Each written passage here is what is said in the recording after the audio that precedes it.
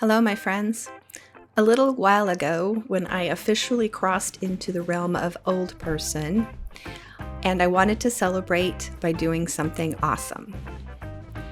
I love The Outsiders, both the movie and the book, and at the time we lived near the Outsiders House Museum.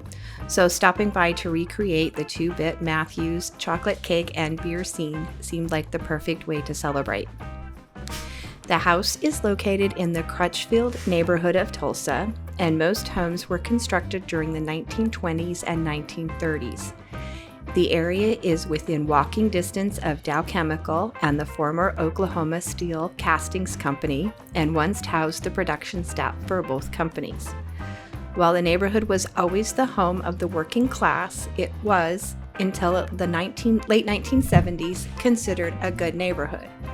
However, the oil crisis of the 1970s and the closing of the castings company completely destroyed the neighborhood's economic base. As a result, the area declined hard and fast and became the perfect on-site location for Francis Ford Coppola's movie adaptation of S.E. Hinton's book, The Outsiders. Unfortunately, after filming wrapped up in 1982, the poor little house was left to its fate and would spend the next 30 or so years as a slight step above a flop house. The house got a chance at a second life in 2009 when Danny O'Connor of the House of Pain had a cab driver take him past the house following his performance at Kane's Ballroom. Danny O'Connor is a huge fan of the story and felt the house had to be saved. In 2015, he finally convinced the former owners to sell the house. Work to rebuild the house and create the museum began immediately, with Mr. O'Connor having to enter the house through a window, which involved complete gutting and rewiring of the house. It would take until 2019 for all the renovations to be finished and for the museum to be open. Then, of course, COVID took its toll on the museum's first couple of years.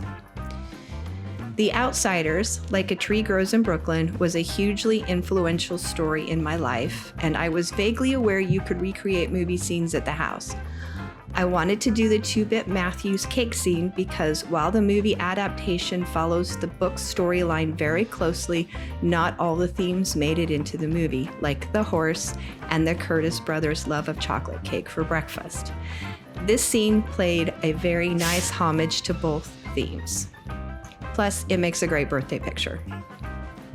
The guides at the house are amazing. Not only will they play along and take pictures of your scene recreations, they're also well versed in the museum collection and will give you a rundown of what it took to rebuild the house.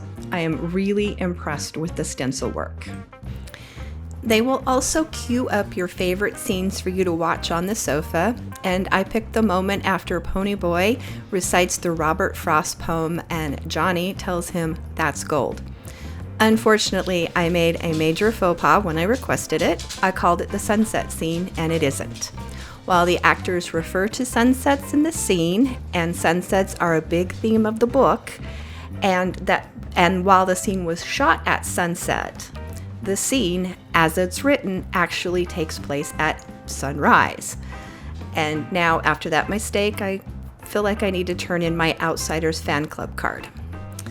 To make matters worse, I was totally nostalgic and cried during the scene like a crazy, sappy person. The guide tells me that happens all the time.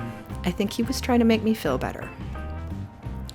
The museum also has a great gift store where you can pick up tons of Outsiders gear, copies of the book. I grabbed an anniversary edition.